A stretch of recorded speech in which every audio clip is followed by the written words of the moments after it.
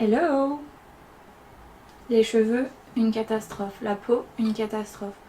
Il fait 38 degrés dehors. Il fait genre 666 à l'intérieur. C'est une catastrophe. Du coup, je dégouline. Désolée.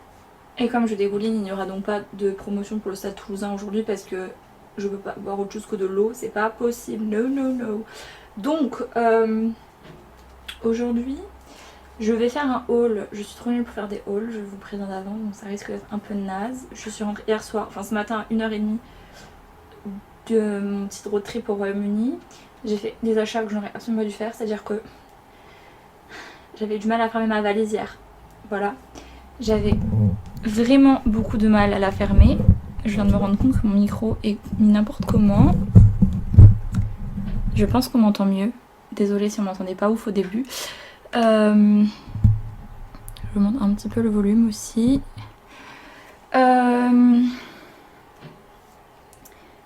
Voilà, donc j'ai fait des achats. Je vais les faire en 3 parties, je pense. Les achats que j'ai fait au Comic Con de Londres, les achats que j'ai fait au studio Game of Thrones et les achats de livres. Je vais commencer par les achats du Comic Con de Londres. J'ai l'air ultra blasée, je suis navrée, mais j'ai vraiment trop chaud. C'est... Vive le sud, vraiment, c'est... J'en peux plus. J'en peux plus. C'était trop bien les 14 degrés à Belfast. Il me manque. J'avais un peu froid, mais il me manque. Alors, j'ai pris chez Emma Sancha. Enfin, Amy Sancha, parce que c'est Emma son prénom. Je vous mets son petit... Sa petite... Mais je mettrai son hâte. Là, elle est dans la barre d'infos. Elle est trop gentille. C'était la seule, je pense que c'était la seule exposante française qu'il y avait à Londres. Du coup, je suis allée taper la discute et tout. Enfin, c'était super cool. J'ai pris... Elle fait des duos en fait. Des prints duos. Et j'ai pris Max avec Vecna. Parce que vous savez que... Voilà.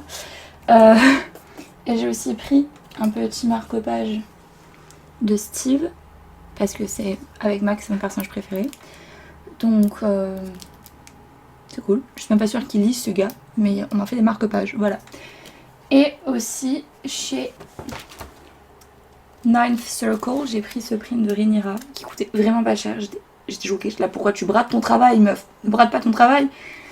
Et il est trop beau, voilà. Et j'ai aussi acheté un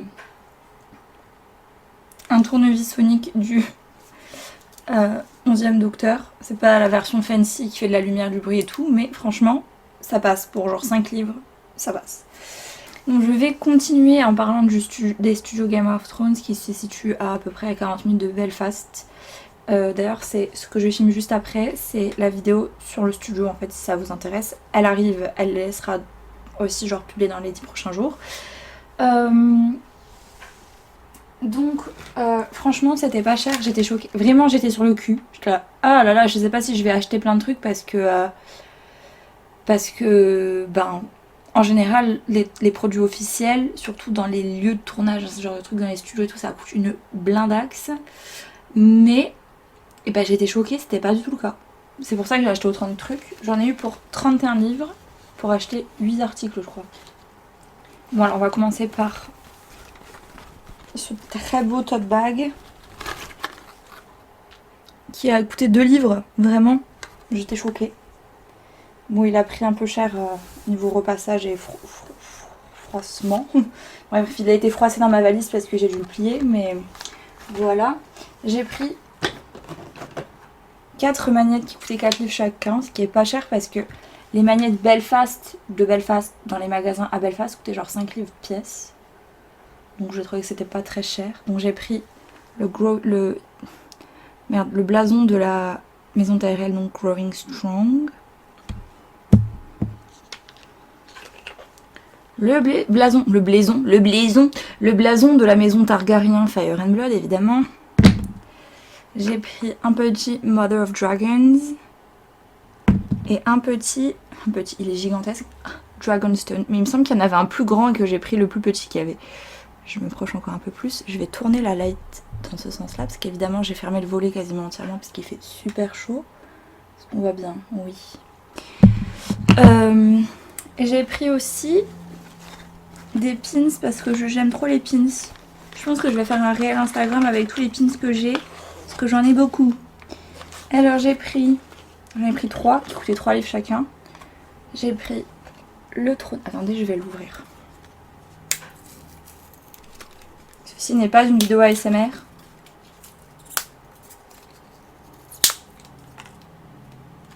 Si je fais comme ça, en fait, ça ira beaucoup mieux. Je n'ai pas besoin de casser. Je suis bête. Et alors en plus, quand ça il fait chaud, mon cerveau il tourne plus. Déjà, il tourne pas beaucoup.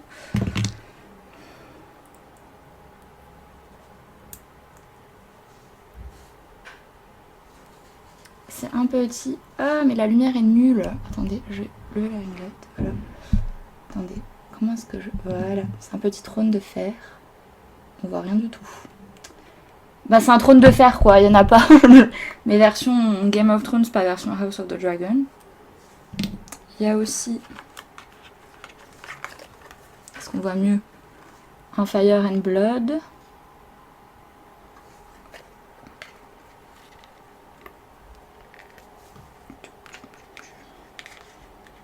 Là, je vais remontrer le trône de fer.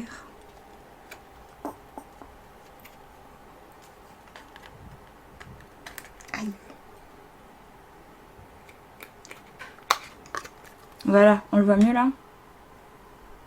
Tourne-toi, petite light. Voilà, on le voit mieux. Je ne pouvais pas rester sur cet échec. Et un bend de nid. En fait, il est rouge et il y a écrit Ben Denis. Voilà. Et c'est pas tout, j'ai aussi pris un truc mais qui sert à rien du tout. Mais j'ai pris un jeu de cartes. Mais en fait, je pensais... Il coûtait pas très cher, il coûtait 4 livres, je crois. Mais je pensais qu'en fait, il était illustré. Enfin, genre que les cartes, elles étaient spéciales Game of Thrones. Mais en fait, il y a juste le dos des cartes qui représente la carte du continent.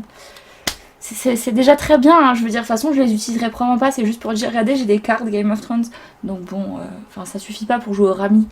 Un seul paquet, donc tant pis. Voilà, c'est pour la partie Game of Thrones. Je range tout et je sors les livres. Bon, il était évident que je n'avais pas... J'allais pas me contenir sur les livres, alors que je l'avais prévu, je m'étais dit, t'en achètes un par endroit où tu vas pas plus. Donc Belfast, Glasgow et Londres, je la 1 c'est bien. Ouais. Ouais, c'est bien 1. J'en ai acheté 1, 2, 3, 4, 5, 6. Donc on est sur une moyenne de 2 par endroit. Voilà. Alors, je suis une aficionada. Bref, j'aime trop Waterstone. Waterstone, c'est vraiment ma bibliothèque, ma librairie. Enfin, la librairie, c'est une chaîne, hein, mais j'aime trop y aller. L'ambiance, elle est cosy. Parfois, il y a des cafés et tout. Enfin, j'aime bien. C'est assez épuré.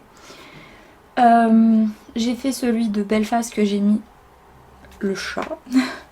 Que j'ai mis 6000 ans à trouver, n'est-ce pas? J'ai fait le tour de la ville. Et en fait, le soir, quand je suis allée m'acheter à manger, je suis passée par une rue dans laquelle j'étais jamais allée. Je suis là, oh, la librairie! Donc je suis retournée le lendemain et j'ai pris 50 trucs en photo jusqu'à ce que je me décide à prendre... Roulement de tambour.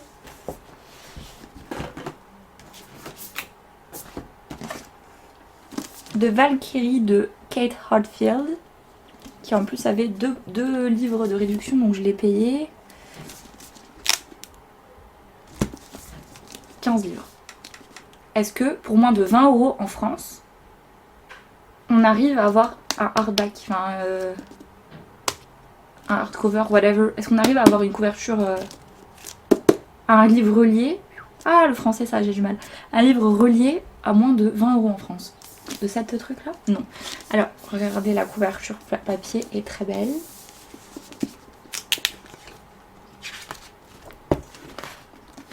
Mais la couverture cartonnée, c'est du carton, du bois, et ben elle est...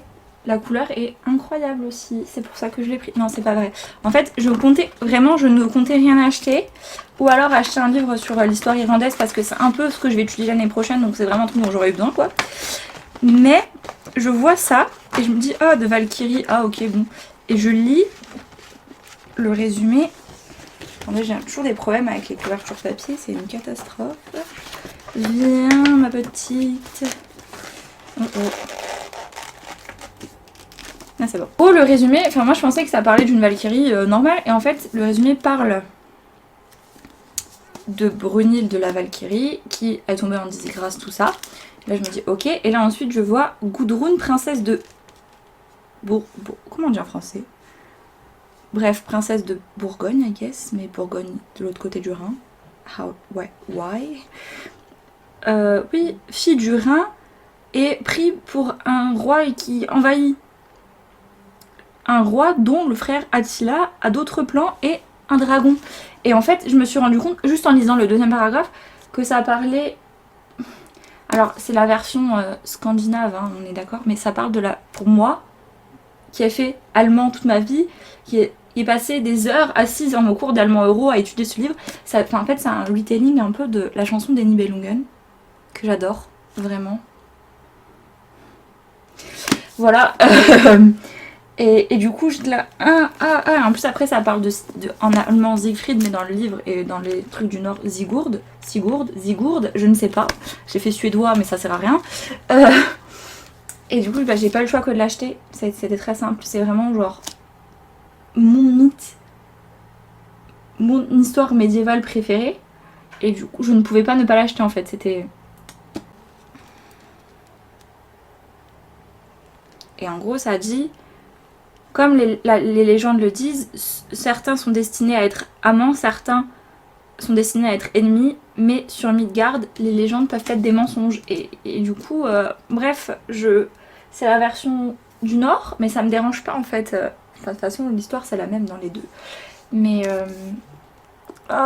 j'ai pas commencé encore parce que je suis trop impatiente de lire, donc il faut que la hype retombe. Parce que...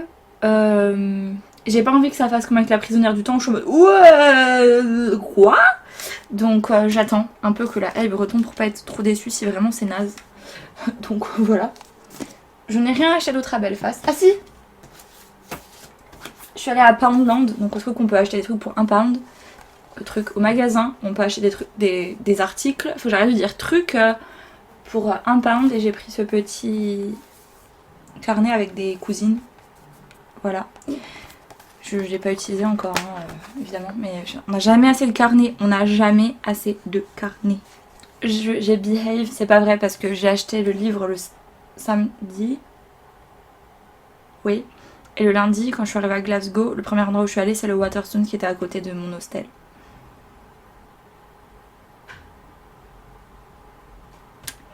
Voilà. Oh, je suis trop... La lumière me rend encore plus suante. Chez Waterstone, ce qu'ils font souvent, c'est que tu en achètes un livre, et tu en reçois un à moitié prix, sur une sélection donnée. C'est-à-dire que j'aurais pu repartir avec la moitié du magasin avec un article à moitié prix parce que j'étais là, oh, c'est trop bien, c'est trop bien. Mais enfin, c'est pas une question d'argent, c'est surtout une question de place dans ma valise qui m'a empêché de commettre trop d'indélicats achats. C'est pas vrai, j'en rêvais. Mais alors, le premier que j'ai pris, je l'avais vu à Belfast déjà. Et je m'étais tâtée à l'acheter, je m'étais dit non, t'en as déjà acheté un aujourd'hui, enfin bref. Et en fait, ça parle de... Enfin, bref, apparemment c'est un TikTok best-seller. Je ne sais... Enfin, comme je suis pas du tout sur BookTok, you know, je l'ai déjà dit, j'aimais pas trop. Enfin, je vais quasiment plus sur TikTok. Et l'intégralité de mon pour toi TikTok, c'est quasiment que les trucs de l'Eurovision. Donc bon, oui, en juillet, oui. Bref, j'ai pris Love in the Time of Serial Killers de Alicia Thompson, qui parle de Phoebe Walsh qui fait de la recherche universitaire sur le true crime et qui doit retourner dans la maison de son père qui vient de mourir et qui tombe sur un voisin qu'elle ne connaît pas et qu'elle trouve un peu bizarre. Et elle, dans sa tête, elle se dit oh là là, elle a dit quoi? C'est comme The Golden State Killer, genre le gars qui rentrait chez les gens et qui tuait tout le monde. Enfin genre je la... Ok, genre elle trouve un nom à son voisin, genre un nom de, comme dans les journaux là, un surnom de tueur et tout, enfin bref. Et en gros, la dernière phrase du résumé dit Mais il ne faut pas longtemps à Phoebe pour réaliser que Sam pourrait peut-être bien être quelque chose de plus effrayant. Un mec vraiment sympa qui peut percer son armure pour toucher son cœur invulnérable. Genre voilà. En vrai, c'est pas un truc de true crime, c'est pas un thriller, hein, c'est une romance et c'est pour ça que je l'ai pris. Le livre pris. D'ailleurs, dans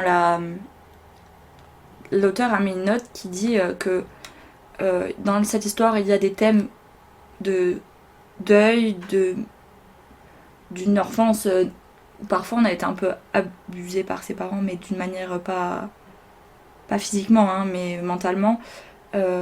Et aussi trigger warning, suicide. C'est dans les 2 premiers chapitres.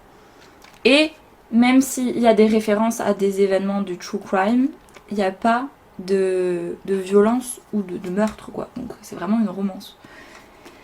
Je l'ai commencé dans le train et je voulais lire dans l'avion hier, mais j'étais éclatée. En plus on était à la bourre, il faisait chaud et tout. Enfin oui, il faisait chaud à Londres hier, c'était... mais je suis au chapitre 5 je crois et pour l'instant j'aime bien, je relate beaucoup à Phoebe, vraiment. Donc je vais le terminer je pense avant la fin de la semaine. Il devrait être... Franchement, si on continue dans la... Comme on est parti là, il sera dans les coups de cœur de l'été. Il sera dans les coups de cœur de l'été. Next! Ensuite j'en ai pris 2 autres qui étaient dans l'offre, un acheté, un à moitié prix. On commence par Blindstone de Natalie Haynes. Ça parle c'est l'histoire de Médusa en fait et comment l'histoire de Médusa impacte le panthéon des dieux grecs. Je disais, j'ai longtemps hésité à le prendre parce que j'ai vu sur Goodreads que en fait l'histoire de Médusa, genre Médusa c'était pas tout le personnage principal finalement du livre, qu'on la voyait très peu, peut-être dans 60 pages du truc, enfin je sais pas. Et du coup j'ai trouvé... d'abord j'ai trouvé ça dommage en soi, parce que j'aurais bien aimé lire un retelling de... Vous voyez, genre avec la violence et tout, de comment ça s'est passé la chose. Mais, 2 éléments, je me suis dit qu'en vrai, vu que ça implique 2 dieux en plus d'elle, que c'était une... finalement que... Effectivement, oui, forcément, ça allait impacter les dieux grecs, enfin son histoire, ce qui s'est passé. Donc j'ai trouvé que c'était intéressant de partir sur ce point de vue-là qui forcément, enfin, qui me paraissait vraisemblable, on va dire. Et en plus de ça, je me suis dit, au pire, franchement, s'il est nul, ce sera celui que t'as eu à moins 50, voilà. Neil Gaiman, il a dit que c'était beau et touchant. Et vous savez comment j'aime Neil Gaiman. Il a liké un de mes tweets, ok? Ok? Maintenant, c'est mon BFF de Twitter. Oui, c'est totalement parasocial, ça. Enfin, vraiment, je... Bref. Et celui que j'ai pris avec dans l'offre, c'est le libraire d'Inverness, The Bookseller of Inverness de S.G. McLean. Je sais absolument pas du tout si c'est un homme ou une femme, ou... on sait pas. Ah bah si, c'est peut-être dans cette personne. Donc... ça parle de du jacobite Ian McGillivray qui survit à la bataille de Culloden en se faisant passer pour mort en gros quoi. Et 6 ans après, il vit tranquille à Inverness et il tient une librairie. Et un jour, il rencontre un homme dans sa librairie et le mec il dit pas plus sur son identité mais c'est très mystérieux en gros. Et le jour suivant, Ian il le retrouve mort. Et en fait, ils se rendent compte que l'arme qui a tué cet étranger, c'est une arme qui porte un emblème jacobite en fait.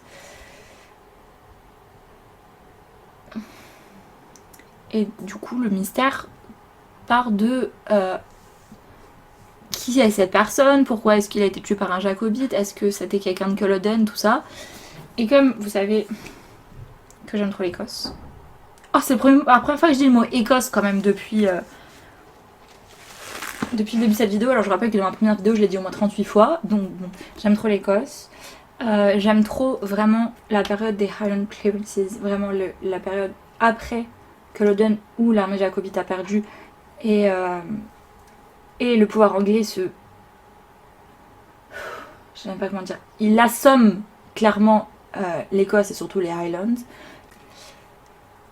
Donc j'aime trop cette période. Je voulais absolument acheter en Écosse un roman qui se passe en Écosse. J'en ai vu plein d'autres. Mais j'avais pas du tout envie de dire de la fiction contemporaine. Alors déjà, vous savez, j'ai des problèmes. J'aime la fantasy, les romans historiques et les romances. En gros, hein. En gros.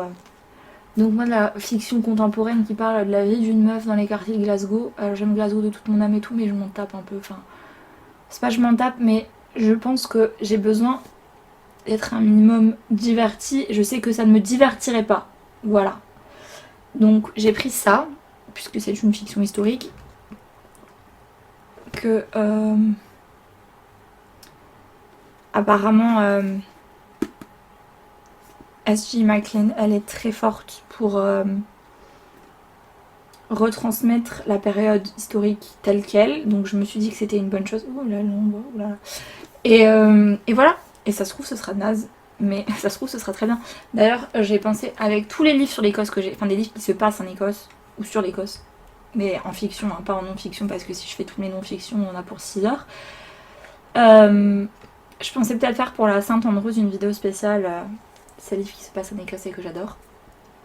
Donc, je me suis dit que c'était aussi une bonne occasion pour en acheter un sur place. Et le bookseller d'Inverness m'a paru être tout à fait le genre de choses dont je pourrais vous parler plus tard, puisque ça devrait me plaire. Mais encore une fois, après La prisonnière du temps... D'ailleurs, il y avait des livres de Kate Morton, dont un qui me... Franchement, il me parlait bien et tout. J'avais trop peur. Anyway. Voilà, ça c'est tout pour ce que j'ai acheté à Glasgow.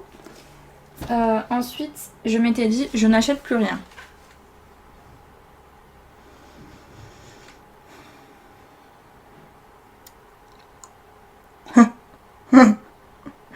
Lol. Quand j'ai dit ça, même ma valise elle arrive. Vous voyez, genre le truc. C'est Londres. Londres où il y a des librairies de seconde main à tire-larigot partout. Londres où il y a des librairies normales partout. Londres où j'habitais chez ma copine et en face de chez elle, il y avait 2 librairies à 50 mètres. Je ne pouvais pas. Alors, ce que j'ai fait, c'est... Bon, on s'en fout, hein, je veux dire, cette vidéo va durer 3 heures juste parce que je parle de mon voyage. Enfin bref. Le vendredi, il faisait une chaleur horrible et je m'étais mis en tête. Il y avait vraiment un truc que je voulais trop acheter et je me suis dit, c'est la seule chose que j'achèterais, c'est The Scarlet Letter de Nathaniel Hawthorne. Enfin, la lettre écarlate en français. Mais je voulais la version anglaise parce que je l'avais lu pour la fac et j'avais bien aimé. Enfin, même si parfois c'était un peu... C'était un peu lourd. Mais j'avais bien aimé, le thème était vraiment cool. Du coup je l'avais plus parce que j'avais lu le livre de la bibliothèque, donc je l'avais pas. Et je m'étais dit, ben c'est pas grave, t'achèteras le livre sur place. Donc j'aurais voulu une hardcover que je n'ai pas trouvée. Est-ce que ils peuvent faire les trop belles hardcovers pour ce roman s'il vous plaît? Je l'achète. Je l'achète. Donc j'avais fait une librairie à Londres le matin, une gigantesque à Leicester Square, vraiment immense, dans laquelle je l'avais trouvé sur 3-4 éditions différentes, mais j'avais pas trouvé de hardcover, donc je m'étais dit c'est pas grave, j'irai. Quitte à avoir une softcover, autant aller à la librairie qui est en face de chez ma pote parce que voilà. Je voulais aller aux librairies de seconde main qui sont dans le quartier, mais en fait j'ai pas tout retrouvé celles que j'aimais trop. Bon, je m'étais fait un peu arnaquer sur certains trucs, mais il y avait vraiment un choix vraiment à tous les prix en soi, pas que des trop beaux livres qui coûtent trop cher comme il y a souvent. J'avais pas trouvé, donc j'étais un peu énervée. Ensuite, bon bref, je suis rentrée tôt parce qu'il faisait trop chaud. Et dans l'après-midi, je suis allée aux 2 librairies en face de chez ma pote. Et la première, il n'y avait pas. Et la deuxième, je suis allée à Waterstones. Encore, oh là là, j'ai acheté 6 livres et tous à Waterstones. Super. Et alors, je n'ai pas acheté de Scarlet Letter. Enfin, si, mais pas que. Je suis arrivée et je suis allée au rayon historique parce que quand même... Et du coup, j'ai trouvé ce tout petit livre sur Richard III, qui est mon roi anglais préféré, parce que il est complètement perché. Pardon. En fait, j'ai un problème avec les rois que personne n'aime. C'est-à-dire que mes 2 rois préférés, c'est Richard III et James II. Jacques II en français de la France. Personne ne peut les blairer parce qu'ils ont foutu un tel bordel. Et ils sont... Surtout Richard III, le mec, enfin, je vous rappelle qu'on a trouvé sa tête dans un parking quand même. Enfin voilà, c'est pour vous dire, le mec on en avait tellement rien à foutre que sa tête on l'a retrouvée il y a 10 ans quoi. Donc j'ai pris le petit, alors il y en avait un gigantesque et franchement il était à peine plus cher et je m'étais dit et puis la place dans le, enfin déjà j'avais une hardcover de Valkyrie qui prenait énormément de place dans mon livre, dans ma valise. Donc je m'étais dit donc j'ai pris le petit Richard III de la collection Penguin Monarchs qui est vraiment apparemment une très belle collection parce qu'ils font tous les rois d'Angleterre et du Royaume-Uni et donc je l'ai pris, je ne le lirai franchement honnêtement je pense que je le lirai pas ou alors vraiment en mode oh aujourd'hui j'ai nouveau mon obsession sur Richard III qui est à fond, il faut que je lise tout. Non mais regardez cette tête de vainqueur là, regardez-la. Bref, donc j'ai pris ça et ensuite j'ai marché 6 ans dans les couloirs, pardon j'ai le nez qui gratte à cause de la transpi, c'est dégueu. J'ai marché 6 ans dans les allées à chercher des Scarlet Letter. Je me suis quand même dit c'est un monument de la littérature américaine, pourquoi tu n'es pas là? Et en fait il était entre deux trucs, il était pas du tout bien rangé, genre c'était après les H, je la mets Hawthorne, c'est pas après les H, vous êtes con quoi. Bref, du coup j'ai pris la soft cover de Penguin aussi, mais de Penguin English Library. Ils font des trop belles collections même pour des reliés, des brochets. Oh là là, bref on va dire en anglais parce que c'est beaucoup plus facile à mon cerveau. Pour les soft covers qui ressemblent d'ailleurs vachement à celle que j'ai. Ouh là là. Je suis en train, oui, de sortir toute ma bibliothèque. Qui ressemble un petit peu, je trouve, enfin, dans les vibes de couleurs et de jeux de couleurs. Enfin, j'aurais fait vraiment penser à celle de Sense and Sensibility. Mais c'est un peu normal parce qu'elles sont toutes comme ça, celle de Penguin. Mais quand même, je suis là, oh, elles ressemblent avec les. Enfin, c'était surtout le. Regardez le pattern des fleurs et du A. Ça se ressemble, non? Franchement, bref. Ouh là là.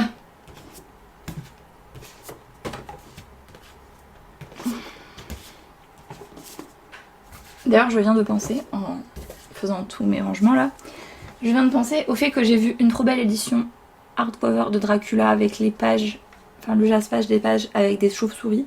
Alors mes amis qui me connaissent dans la vraie vie, si vous savez pas quoi m'offrir pour Noël, pensez à ça, merci beaucoup. On est en juillet, mais bon c'est bientôt Noël quand même.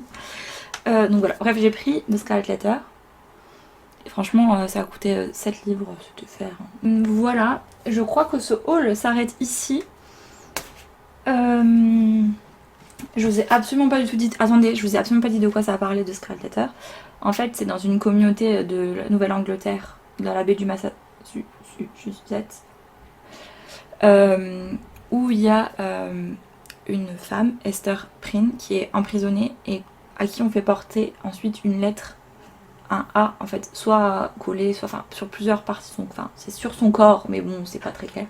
En fait, ce A symbolise l'adultère, puisque elle a trompé son mari qui était parti en fait depuis super longtemps avec une personne du village, mais on sait pas qui c'est au début, et elle a eu un enfant avec cette personne.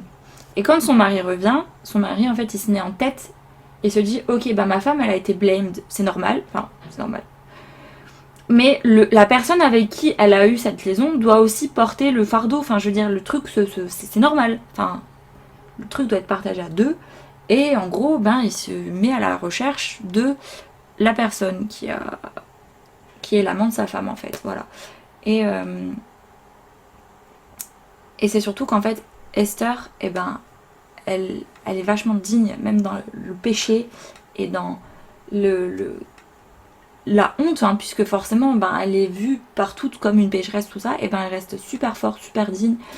Pardon. Et elle refuse de dire qui est la... Enfin, vraiment, c'est super... c'est psychologiquement très intense de Scarlet Letter, vraiment. Mais ça a été écrit pas du tout à cette période-là. Il me semble que ça a été écrit au 19e siècle. 18e siècle, bref. Ça a été écrit genre 200 ans après la période décrite. Et du coup, c'était vraiment très intéressant dans la reconstitution et la reconstruction de la vie dans l'Amérique puritaine du 16e siècle, je crois, ou début 17e. C'était vraiment très intéressant pour ça. Et je l'ai lu dans un cours qui s'appelait Writing America.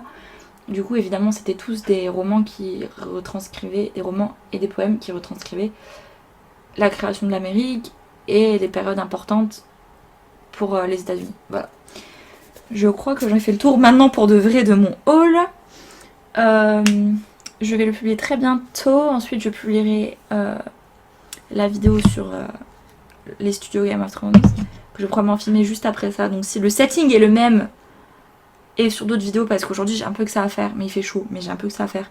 Donc je vais préparer des choses que j'ai déjà en tête. Donc ne soyez pas surpris si je vais changer de haut évidemment pour que ça fasse pas trop haut. Mais si la couette est toujours pareille, qu'il y a toujours le chat et que je transpire, c'est normal. Voilà, j'espère que ce haul vous aura plu et vous aura donné des envies.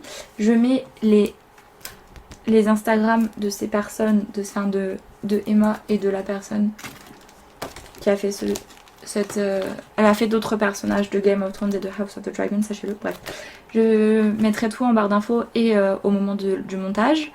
Voilà, et ben j'espère que ça vous aura plu et ben laters gators.